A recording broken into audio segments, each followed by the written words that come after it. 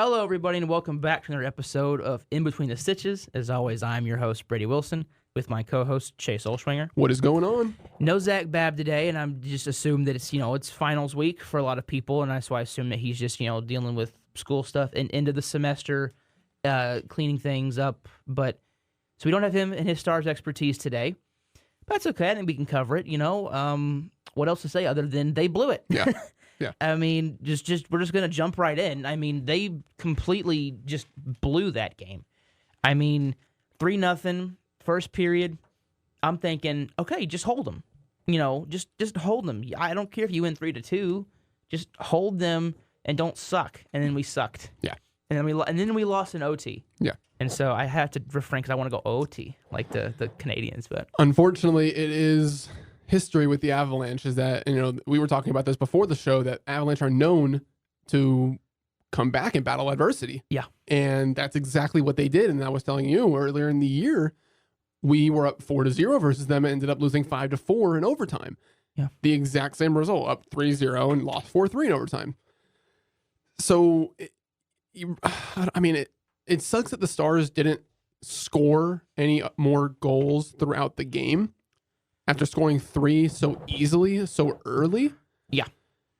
But at the same time, it's also unacceptable to allow 4 that, allow 4 without scoring. Allow 4 unanswered. That's, again, that's what we're the going problem. to is that you didn't even score another one. Yeah. You started off hot and then you just went cold, and that's just, you can't be doing that. Especially in playoff hockey and No. in a game that, it's must win. You got to win at home, especially this deep into the playoffs. You got to win at home, and to not win those type of games, it really makes you question and a little, concerned about what if we're in a close game, right? Or what if we're down by 1 in the third period? How are the Stars going to, battle back if they can't even score 1 with being up 3-0 with all that luxury? So it really makes you concerned, and just got to see how they can adjust. I don't know if it makes me concerned because you essentially every game against the Knights was a one goal game. Sure. Because the only ones that weren't, I believe, were still empty netters. Yeah. And so, I feel confident in 1 goal games. Now I'm worried about any lead that we have. Right? Yeah. And staying on Colorado and being vigilant and playing until the last second of the third period. I was more concerned because you just played a grueling 7-game slog versus the Knights where you had to come back 2-0, go up 3, lose 1, then have to come back to home and win another one. Yeah. So it's just, you probably are not, no one's 100%, but you're probably still a little reeling from that series. And I was like, man, hopefully, I know Colorado's a really good team. Obviously, you're second round of the playoffs. But I'm like, can we just get a 5-game series? 4 or 5, just a sweep, just a nice little series that doesn't take very long, and then we can get some rest, and then we lose game 1. Go out there and do that. So that's what's frustrating to me and that's what's worrying me is that we just played a tough series. I don't want to play another one. Yeah. Because I don't know who else is who we would probably face in the conference finals. But it's Vancouver. Who's the other one? Is it Edmonton? It may be Edmonton. I don't know. I know Edmonton beat the Kings, but yeah. It's Edmonton. It's Edmonton. It is Edmonton and Canucks. Yeah. So basically, I feel. Just off hearing the names, I would assume that we'd probably rather face one of those two than Colorado or Vegas. Remember, Colorado, we're in the same division. They know us. We know them. Colorado's a good team. And a lot of playoff history there, too. Yeah, I am confident in the Stars. Where we win. Yeah, exactly. I am confident in the Stars. If they can get past Colorado, I think they can make a Stanley Cup run. Well, we've talked about this since the start. We've been talking about this since, when did the season start? November? October? Yeah, maybe a month in. We've been talking about this even preseason, last semester. The Rangers hadn't won the World Series the first time we talked about this, that, the Stars have a good chance to make a cup run this year. And because we had an ungodly amount of depth even then, and then you had Tanev. We don't have any big injuries. Rangers need some of that luck, but Yeah. It's you're primed to make a run, and so you're just but you get worried during the series. It's game 1. Don't want to overreact after game 1, but if we're game 4, or game 3, and after game 3 we're down 2-1, I'm a little more concerned because now you're going to have to fight back again, and it's just how many times I know with the Rangers, we developed a sense of, we'll come back. We're good. Like, whatever the obstacle. But it's not always how sports works, unfortunately. And so you just wonder how many times can you force yourself to come back into it, and and how many times is it going to fail? Yeah. But the Mavericks also suffered a Game 1 loss last night, which was very unfortunate. And I think it was just a product of they played better. I mean, we played good. It wasn't like we played bad, but the Thunder are the number 1 seed for a reason. Sam Presti deserves a freaking statue in his honor in front of whatever building they play in, because he tore down a team and then has rebuilt it to this juggernaut. Yeah, and they have a crazy, crazy future. Yeah. But no, the game, I'm going to counter what you said. We did not play good. No, we did not. We were in the game, but that does not mean we played good. No. 2 good teams are going to play good. When you look at the scoreboard, it's going to be close. Right. But the second half was just really, really bad. Inefficient shooting. Luka was really off last night. 6 of 19 from the field, 19 points. Just a really, really bad game. And there's, obviously we know he's hurt, but it's still inexcusable. I mean, from a guy that is, in my opinion, the MVP of the league, averaging 34 a game, just hasn't looked like himself at all in these playoff runs. Now, he was fine versus the Clippers, but he was still shooting it efficiently. But he was still scoring, still averaged 39 and 9 in the series. And his defensive numbers were. And his defensive rating was really good. But yesterday he was just not good. Not good. I mean, I'm stuttering because it's weird to say Luka didn't play good. Because even when Luka doesn't shoot the ball well, he's still getting 10 assists and 10 rebounds, and he's still doing all the other things, but he didn't do the other things. He just had an off night. And hard to have those in the playoffs. Yeah, and especially from a guy like Luka's caliber. So it's okay. It's game 1. It's okay. 5 straight game 1s, and we have won 4 out of the 5 series. Last series, obviously, versus the Clippers, the Suns. Yeah. I mean, there's more, but I can't think of it right now. Who'd we play before the Suns? I think it was was it the Jazz? I think it was the Jazz. Yeah, I think it was the Jazz. That sounds right. But then the Clippers were the 2 times. Well, also we faced Golden State, remember, in the conference finals when we got trounced. Well, yeah. No, I don't anyway, whatever. That's besides the point. What the point is, I'm saying is we played bad, make adjustments, and bounce back, because at the end of the day, the goal is you're not going to win both in OKC, right? You don't go into the series saying, okay, let's just sweep the number 1 team and let's just win both in OKC. In that environment, that's just not going to happen. That was one thing about the Clippers series that worried me, was that you wanted to get that one over with because you knew that if you win, you're probably going to face the Thunder, and that's going to be 6-7. Yeah, exactly. And the adjustments just need to be made. You win game 2, guess what? You got the advantage, right? You go home tied. Yeah. That's what matters. Just find a way to win game 2, make the adjustments. Don't play bad. There was turnovers that don't happen. Like Kyrie had 4 turnovers in the first quarter. That's not happening again. Yeah. That's not happening. Luka was 6 of 19. That's not happening. Right. There's certain things that happened that won't happen. That were OKC's able to take advantage of. OKC also had 22 free throws in the first half. Hopefully that won't happen. Figure out a way to. We know that Shea is great at drawing free throws. There was a stat that he averaged 30 during the year, but without free throws he only averaged 21. Luka averaged 34 during the year, but without free throws he still averaged 27. So there's a difference. We know he's good. We know he's good at drawing fouls. Right. So you got to find a way to not foul. You got to play with your body, not your hands. Refs, especially in the playoffs, they'll allow lower body contact if it's marginal. So just listen. I know I keep saying it, but find a way, adjust, and win game 2, and just like that, you're back in it, and you got the advantage. To talk about the adjustments for a second, and not about the adjustments themselves, but who's making the adjustments.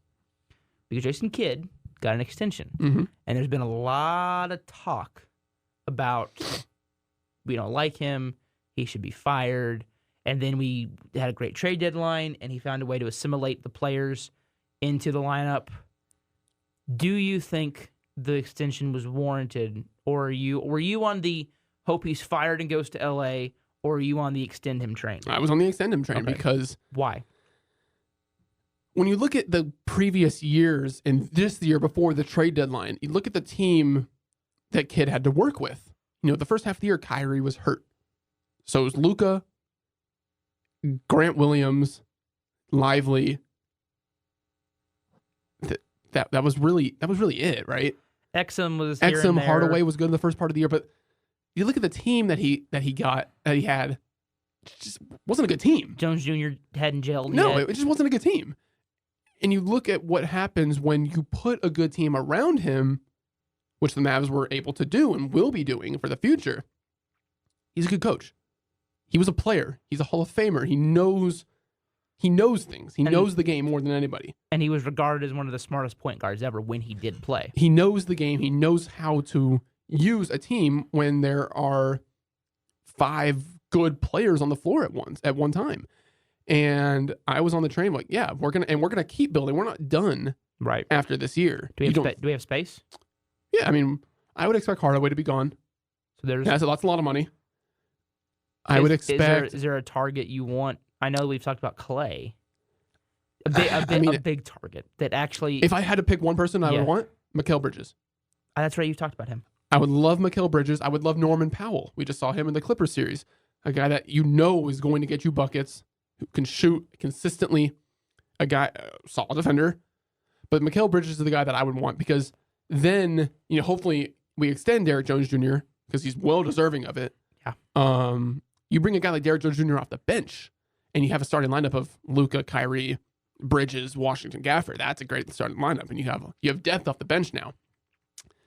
And Bridges is going to give you that 3-and-D.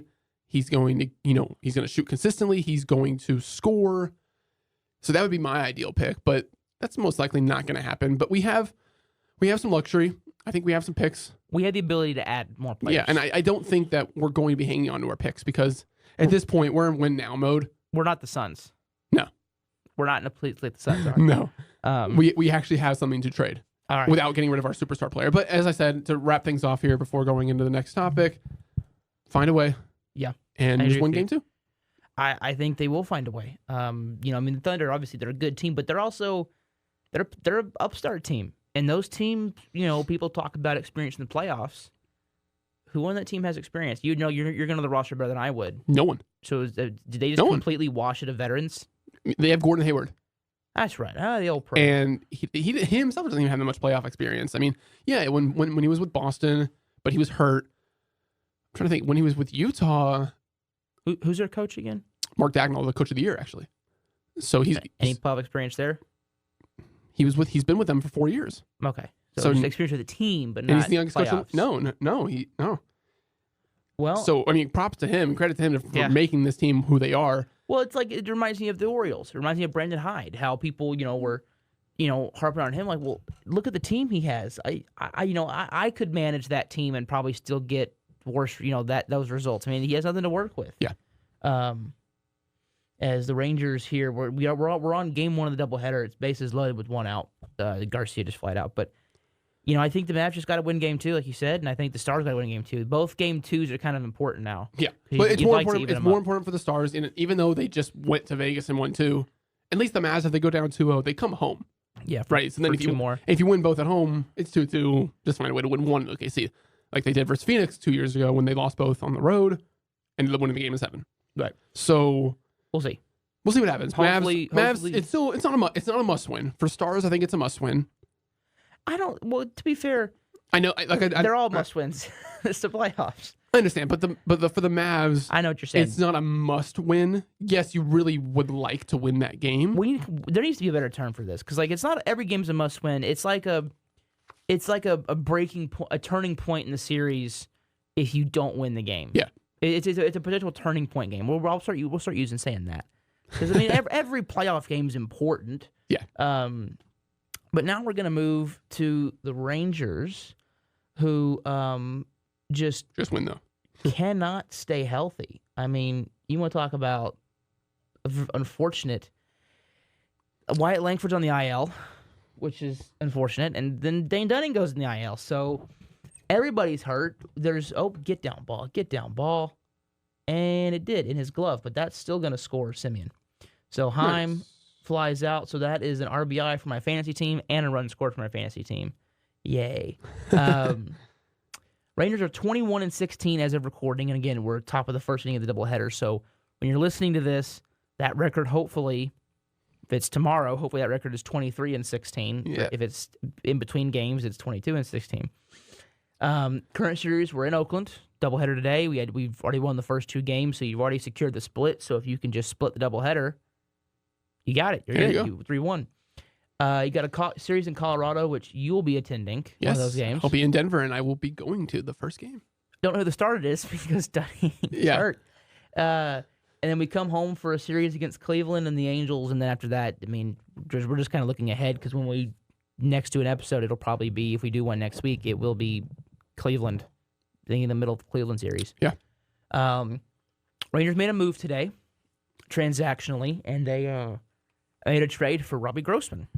And so someone's like made a joke. He'd be good on the Rangers. Someone made a joke and said, "Well, it'll be easier for him to get his ring." Yeah. Hey, welcome to the clubhouse. Welcome back. Here's your ring. We gave up a double-A reliever who has, like, in 12 in the third inning so far, has no runs. Really good. And here's the thing. And here's what people are already, and this is why I wish I could have, like, a megaphone to every one of our fans that doesn't seem to understand that just because you're killing it in Double-A, that just means you look good right now. I mean, Alex Spiess looked really good in the minor leagues, and then he came into the majors. And I know people say he didn't get much of a fair chance, sure, but he was given a high leverage spot, and he faltered horribly. I mean, Grant Anderson was really good in the minor leagues. Calls him up, he's kind of meh. He had a great debut. Yeah, Hernandez kills it whenever he's in AAA. Major leagues, meh. 5 walks and 10 pitches. Same thing with Gary. I mean, the thing is, just because you're successful at Double-A, Triple-A, A-ball, whatever, that just means that right now people are already, oh, great, here we go. It's Manuel Clase. Clase was different. Clase was good for us, and we traded him. This guy hasn't sniffed the big leagues yet. He's still, fairly new to baseball, from what I've heard. He's Polynesian. He's from one of the islands. I think he's from Maui. I Very think. Cool. So he's probably pretty new to baseball, I would assume. So he'll take time, but even if he does develop, who cares? He may not develop for you. I don't play that's why I'm not as upset about Reagans. I don't think he would be what he is in Kansas City. I don't think he'd be that here. I think he would have been what he was here, which was an average pitcher. Your average run-of-the-mill guy can throw a ball. Yeah. So that's why I don't get caught up in who we traded away and what they became, because you can't for certain say that would translate to your team. But see, people don't ever talk about the fact that Luis Angel Acuna is struggling in AAA right now. They don't talk about that. We got Scherzer out of it, and he's struggling now. Then again, I had also heard a rumor. I think it was from John Moore. He's the guy that does the Lone Star Ball podcast on Twitter, and he had heard a rumor that he was going to have to completely overhaul his swing in the offseason, and that we traded him kind of before maybe his numbers started to dip.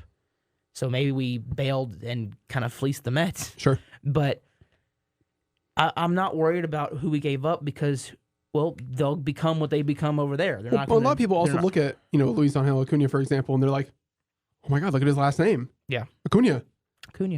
He's a stud. Why couldn't he be like his brother? Exactly. But it just doesn't work like that. Doesn't work like that. No, and he's not as good as a power hitter, but he's probably, when I say a better defender, it's because he can play outfield and infield and do them both well. Because Acuna's arm is unbelievable. Oh, I know, but I'm saying he's probably a better defender because he can play multiple positions and play them all very well. Yeah. I heard he has, similar speed and all, and it's kind of a similar player, just a little bit less power, maybe a little more contact based. And then Dunning, again, we talked about him on the IL, so maybe Leiter will get a couple more starts. That $36 you paid for him on the waiver wire will help out more in our fantasy league, but hopefully he gets. I already dropped him. It's okay. Did you? Yeah. Are you serious? It's okay. I mean, I'm not going to use the money. Hopefully we'll get a couple starts out of him this time, and it's not just a spot start. So that may be the one silver lining, is that maybe you finally get some kind of a look at Owen White and Jack Leiter and see what you have there. Yeah. You never know. I saw people on Twitter saying keep Leiter over White. Yes, I would. But they were saying that they're going to keep White. Has more big league experience, not by much, I don't think. But Leiter, you don't want to destroy his confidence, but you also don't want to just keep him triple. You know what I mean? So it's because you're trying to win. That's the thing is that if this was the 2021 Rangers, Leiter would have been the opening day arguably starter. Yeah. I mean, that's the thing is he would have been just trying to, find his way in the big leagues. But when you're trying, it's hard to have top prospects when you're trying to win because those prospects need playing time. And because if you can't give them steady playing time, then you're going to have them at AAA. Then they're not helping your ball club. Yeah.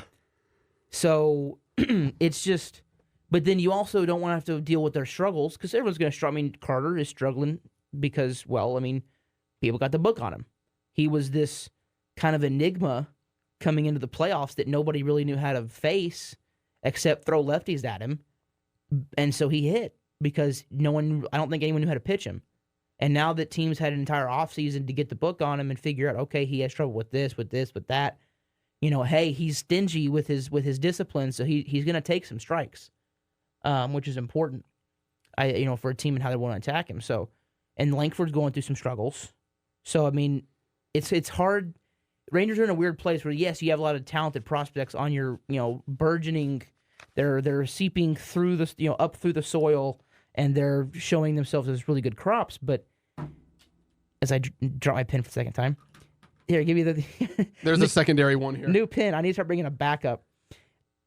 I forgot. I just completely lost my train of thought. Dealing with the struggles of a prospect at the Major League level when you're trying to win can be difficult because now you're kind of hurting your team a little bit, but you don't want to send him down because then it may kill his confidence, i.e. Jackson Holiday, who's struggled at AAA now that he's gone called back down.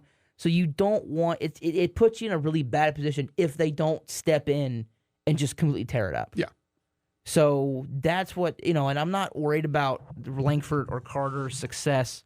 I'm not worried about their success for their career. I'm just worried about how long will it take for them to fix their little, kinks that they have, yeah. To be better contributors than what they are. I mean, they're both playing good defense. They both run the base as well. Both super fast. Both beat out infield hits. Carter's hitting with a little bit of pop, but it's struggles are going to happen. People don't seem to realize AAA success is AAA success. When you get to the majors, it's a whole baseball is so mental.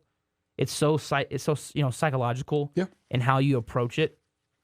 Because it's why Pete Rose always said, don't change your swing if you're in a slump. His advice was always move up in the box, back in the box, towards the plate, away from the plate, choke up on the bat, go down on the bat, whatever. Like, you don't change your swing because your swing got you to the big leagues. Yeah. Unless you're doing something different with it, don't change it, right? And I have to agree with him in that approach to hitting, and that the rest of it's mental, just figuring it out and just getting into a groove. And sometimes what it takes is, and it's similar to, I'm going to equate it, it's not completely the same, bowling in a high school league versus major league hitting, but if you have a really good practice in bowling, or you have a really good, first game or a couple good shots, then you start feeling it, and you have the confidence that you're going to, go up there and strike every time. So sports is very mental in how you approach things. Yeah. It's your shot form may be perfect, but maybe you just don't have that confidence in yourself to make it, and that kind of affects things. You don't realize it, and even if you watch yourself on film, you wouldn't be able to see it, but it just affects you slightly enough to change what you're doing. Again, so marginally to where it affects it, and it makes it worse. But I'm not worried about the Rangers. They're 21. It's their first in the American League West. Can we, they're playing well. Yeah.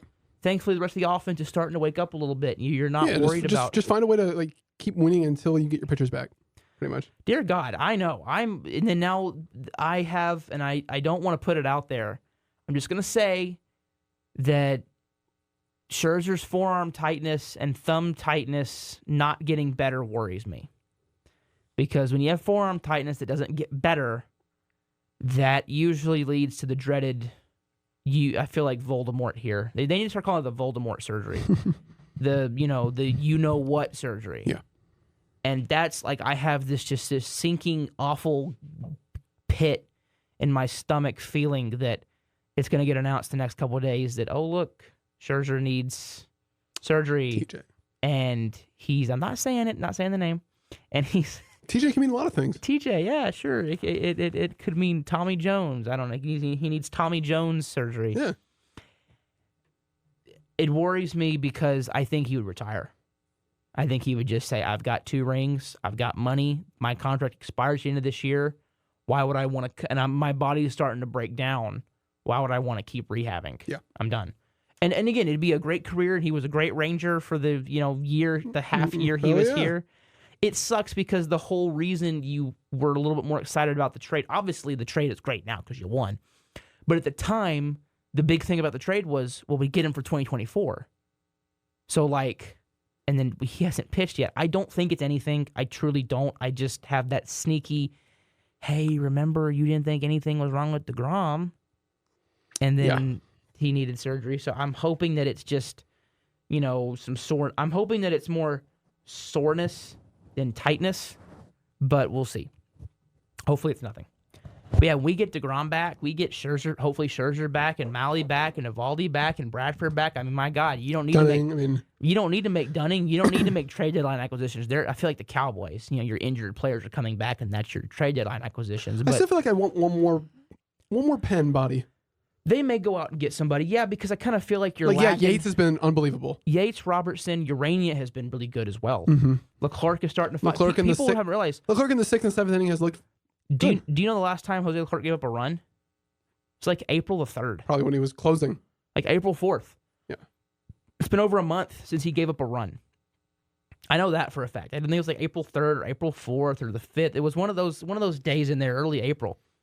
He's been steady, no runs in any of his, not even unearned runs. So I'm trying to look to see if I can find exactly when. He's finding. Well, I have him on my fantasy team, so the game log will tell me. Yeah. But he has been outstanding since then. Well, that sucks. April 3rd, or no. Was it April 3rd? April 9th versus the A's. So a month. Yeah, about a month. Month tomorrow. Was the last time he gave up an earned run, and it was 2 earned runs in a one inning performance. And since then, he's pitched 1, 2, 3, 4, 5, 6, 7, 8. He's pitched 9 innings, and is not in 8 appearances, and has not given up a run. So he's starting to find his groove again. Jake Latz looks pretty good, but then you're kind of Jonathan Hernandez, Yeri Rodriguez, Cole. Cole Wins look good too, so I want to throw Win in there. Maybe he's found his home in the bullpen. But then you're kind of like, you'd probably like to upgrade with Mark Church being injured, knowing that he's not going to be coming up anytime soon. With the shoulder thing, that it's probably going to be an outside addition, at least one. Hey, go out and just trade for Aroldis Chapman again. Let's bring the band back together. Oh man, I'm not against it. I mean. Neither am I, but no. I just love Chapman. I'm a huge Chapman fan, but I could definitely see him going out and getting a bullpen arm. I mean, if the White Sox are open for business, if they have some reliever that's cheap, sure, why not? Throw a dart at the wall and see if it sticks. Like a Mason Miller. Some more news. We released Danny Duffy from AAA and signed Kyle Bearclaw to a minor league contract. So another just kind of a name like that, you got to give him a chance. Another I remember him with the Marlins and with the Nationals are the 2 teams you're going to remember his name with. In fact, I think he pitched in that game, Darvish's last start, Beltre's Dexter game. I think he pitched in that game with the Marlins because that's where I first heard the name. But I'm happy about Grossman. Grossman's going to come in and kind of be your lefty. I think people are reading it as Carter can't hit lefties, so they're bringing in Grossman who can. I look at it more as they need somebody. The Rangers have an opposite problem to most teams. Most teams look for the lefty power bat, right? Rangers need a right-handed power bat. Yeah. Rangers need someone that can hit left-handers. It's not Carter's. It's not aimed at Carter. I think it's aimed at the team. That the team is having struggles against lefties, and they need somebody. Plus, with Langford hurt, it's always good to have somebody extra. And who would you rather have? Jonathan Ornelas or Jose Barrero or I'm trying to think who some of the other guys in AAA. I'm picturing their faces because they were in spring training with us. Would you rather have one of those guys, Derek Hill, or do you want Robbie Grossman, a guy who won a World Series with you? Yeah. Who and I'd rather have Grossman personally. And I've heard nothing but good things about him in the locker room. So anyway, rest of baseball really just Ohtani smoking home runs. Astros still suck. Yeah. We're kind of beating up on the A's, so they're but they look good. They But the A's look good. They look good. They look okay. It's. You love to see it. You do love to see it. Even they're in our division, you still love to see it. Jackson Holiday got sent down. I think of other really just big news that's happened. The draft is coming up fairly soon. There's already been some mocks, and Cleveland has the #1 overall pick because they won they won the lottery. So they mocked some high school pitcher to us that was classic. He fell because nobody wants to pry him away from his commitment to whatever university he has, but the Rangers will be able to have money to spend. You also kind of hoping that Carter, I think, or Langford can win Rookie of the Year because I think that gives you a supplemental first-round pick. Yeah. So those were all As of right now, I don't think that's the case right now though. Well, who's Rookie of the Year in the American League? Mason Miller? Yeah. Is he a rookie? I don't know. I assume he is. Is I can look. Colton Cowser? Cowser maybe, but like I think it's easily Cowser as of right now. You think so? Yeah, I think so. I still think they give it to Carter off name recognition, which I'd be fine with. I'm not going to argue. You want to give an award that my guy doesn't deserve? Sure, I'm not going to complain. I'm just saying. I'm checking to see if Mason Miller is still a rookie or not. I don't. Rookie exceeded. Nope, he's not a rookie anymore. Okay. He exceeded rookie limits during the 2023 season. Because I mean, if he was a rookie, he'd be Rookie of the Year right now. Easily. Because he only pitched it. He could be Cy Young right now. That's rare. I don't know. People are gonna like it for a reliever to win Cy Young. No, I know. You have to have an ERA that's just really. I mean, has to be under 1. His is 1.26, which is phenomenal. Kirby Yates, 0. Yes, there you go. Yates has been a better closer. So I mean, give me old Kirby, but I think that's it with baseball. I can't think of anything. I'm sure there's something that someone's screaming at the screen right now that we're missing, but I can't think of anything that's just super major that's happening. So football. I agree. The draft happened. We didn't really talk about that just because of the playoffs of other sports, and when those are over. Training camp will be about to start, and that's when we'll probably do some draft grades and, what we think of them. That'll give me time to, see what I think about them and marinate in my thoughts. But the Cowboys are looking at Zay Jones. Yay. Cool. There was much rejoicing. I really think that people are overblowing the running back woes. I know Zeke isn't Zeke. I know we don't have Pollard. I know I love Rico Dowdle. I think you fix the offensive line. You fix the biggest issue with your running game, the offensive line. Yeah. And it wasn't even a talent problem. It was a scheming problem and a talent problem. But you fix the talent problem, and hopefully McCarthy's fixed the scheming problem. Because, I mean, you're gonna put some guys in the dirt with Tyler Guyton, Tyler Smith, 2 just nasty maulers. And then Cooper Beebe he fits that description too. And then Zach Martin. He's a Hall of Famer for a reason. Yeah. And Terrence Steele is coming off of the ACL, a full year removed, I think will be better. Yeah, we'll see how Steele bounces back because he was not good. Well, he was better down the stretch. I just when you get a big guy with a knee injury, we don't always trust our knees after that. There's just kind of a there's kind of a trust level of, do I trust that if I plant this leg to block this guy, am I going to fall? What's going to happen? Sure. So I think it'll be better year removed, but this has kind of been a short episode. There's not much else that I haven't done any draft grades, so I know I wouldn't be able to. Oh crap! He's got it. No, he doesn't. He really didn't. Hey, look, our old buddy Shea Langoliers. He completely destroys us. Another home run, 2-run shot. Lorenzen gives up a 2-run homer, so it's 2-1 A's. Bottom of the second. Not worried. There's just not much else. It's been a short episode. I mean, we can continue to talk baseball. I always talk baseball, but you can talk Stars. I mean, we've covered it. Mavs is just win. I mean, it's the name of the game is to win. Yeah. We can go on our rants about the Cowboys. Had a good draft. I'm very happy about our draft. If anyone was watching the day 2 stream, I was alone when Cooper Beebe was drafted, and I was going, yes, hell yes. Yeah, I was excited. I was, about to do some, dance moves. Yeah. That was my favorite pick. And then Leo Fowl is going to be a great linebacker. He was a lot of fun to watch. And then Nathan Thomas was kind of a late round steal. And actually, of the prospects we drafted, I watched a majority of them on film because, or at least I knew who everybody was. Right, we drafted Ryan Flournoy, and I knew him because a lot of the small school guys I try to know because it makes me sound smart if I know the small school guy. The only one who I didn't really know was Rogers, the D tackle, but I just knew that he was one of the beefy guys in the draft, and we kind of needed that. As long as we don't make him lose 30 pounds, I like it. Not with you. Kalen Carson was the best, I think, value in terms of my board. What we got. Because I had him in, I think, the middle of the 4th round, and you got him, the late 5th? Yeah. So, I mean, I felt that was really good value for getting a player like him. And I actually did a film study on him, Leo Fowl, Beebe, Guyton, and Nealand. Nealand is your DeMarcus Lawrence. I don't want to say replacement, but he's the heir apparent to DeMarcus Lawrence in style of play. Yeah. So I feel pretty good about the Cowboys draft. I feel a lot better about our offseason now, knowing that I feel like we cooked in the draft. Yeah.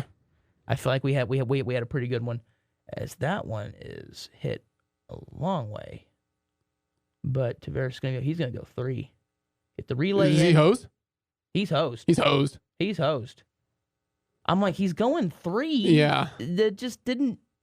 I don't know if I mean, it's the A's, so it doesn't matter. But I mean, it was definitely an interesting decision to go on that one because you see where I'd love the camera to see where was he when he last looked for the ball. Because Leote came up with a great throw from Leote Beautiful and then cutoff. a great relay from Marcus. I mean, he was out by 10, he was out by 10 feet. Yeah, it wasn't close. I mean, he was out by me. he was out. Hey, you love good defense, but we're kind of rambling at this point. Now let's talk about it. So a bit of a shorter episode. We'll also have to figure out, now that we're going into summer, we got to figure out it's not going to be as consistent of a schedule. No, it'll be a little bit more random. I don't know. I was hoping to at least keep it going until we'll talk about this after the show. We don't want to do our negotiations, see how long I can keep them, but at least try to do more of them when we're in the playoffs. And then once July hits, I mean, it may be every other week, maybe or once a month, just to come in and refresh the Rangers. Hey, the All-Star game happened. Hey, the trade deadline happened. Hey, someone hit 4 home runs in a game. Hey, a no-hitter was thrown, right? Right. I mean, it just, once the Stars and the Mavs go away, then you're in the part where 3 of the 4 teams, I know people may not like this, but I don't care about training camp. Training camp to me is not fun. Yeah. It's I'm sitting on pins and needles hoping that I don't hear, oh, and this so-and-so was carted off the field today, right? So that's just, you worry about camp injuries. Yeah. So I'm always so worried about those. So I don't like training camp because I'm always worried about injuries. I'm with you. So really the only thing to talk about that's significant is the Rangers. And as much as I could talk for hours about the Rangers, I know that we, aren't going to do that. So I got to pack up. I got to head home for the summer. We will discuss. I mean, there may be times where I'm like, hey, Chase isn't here. It's just me. Or Chase is here, I'm not here. Yeah, we did that twice last year. I was here once without him, and he was here without me. We will try to bring you as many episodes as we can. We also don't know what the access to the studio is going to look like. Yeah. I mean, if they say you don't have access to it the whole summer, well, it doesn't matter what you want to do. The only thing we could do was record with my little microphone that I have in my apartment. So, but we'll see. And next time we're doing an episode, we'll let everybody know. It still may just be hey, we're here, yay! So We will talk to you guys next time we talk to you. Yep. Everybody have a great summer. Yep. See y'all next time.